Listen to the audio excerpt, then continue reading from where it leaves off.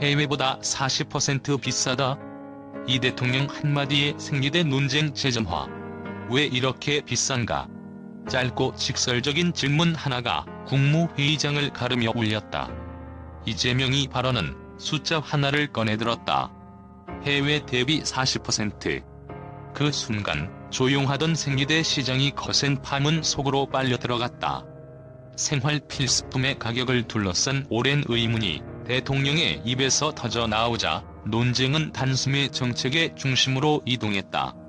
이 대통령의 문제 제기는 단순한 불만이 아니었다. 고급화해서 비싸다는데 그럼 왜 싼 건 만들지 않느냐? 질문은 구조를 겨냥했다. 선택지가 부족한 시장, 기본 품질조차 가격의 벽에 막힌 현실, 지원이 오히려 바가지를 키우는 역설. 그는 위탁 생산과 무상 공급까지 검토하라고 지시했다. 파격이라는 말이 따라붙었지만 메시지는 분명했다. 필수품은 사치가 되어서는 안 된다는 선언이었다. 논쟁의 불씨는 빠르게 번졌다. 업계는 품질과 원가를 들었다.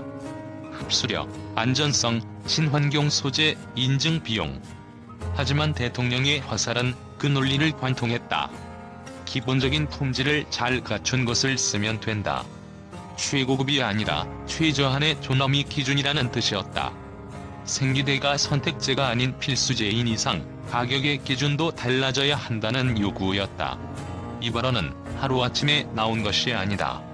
성남시장 시절부터 저소득층 지원을 고민했고 경기지사 때는 청소년 전면 지원으로 정책을 확정했다. 이번에는 한 단계 더 나아가 시장 구조 자체를 묻는다. 정부가 돈을 대는 방식이 아니라 가격을 낮추는 방식. 지원의 방향을 바꾸겠다는 신호다. 정치적 긴장도 동시에 고조됐다.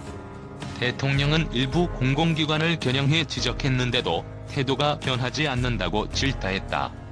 이름을 특정하지 않았지만 회의장은 술렁였다. 예산을 집행하는 공공기관의 역할, 책임, 그리고 정책 신호를 읽는 감각이 도마 위에 올랐다. 정신 차리고 잘해야 한다는 말은 경고였다. 여론은 갈린다. 환영과 우려가 교차한다. 무상 공급이 시장을 왜곡할 수 있다는 목소리, 재정 부담을 걱정하는 시선도 있다. 그러나 다른 한편에서는 질문이 쏟아진다. 왜 지금까지 기본형은 없었는가? 왜 지원은 늘었는데 체감 가격은 내려오지 않았는가? 왜 생리대는 여전히 가계의 부담으로 남아있는가? 이번 논쟁의 핵심은 숫자가 아니다. 접근성이다. 위탁 생산과 무상 공급은 상징이다. 대통령의 한마디는 선택권을 넓혀라는 주문이자 필수품의 가격을 다시 정의하라는 요구다.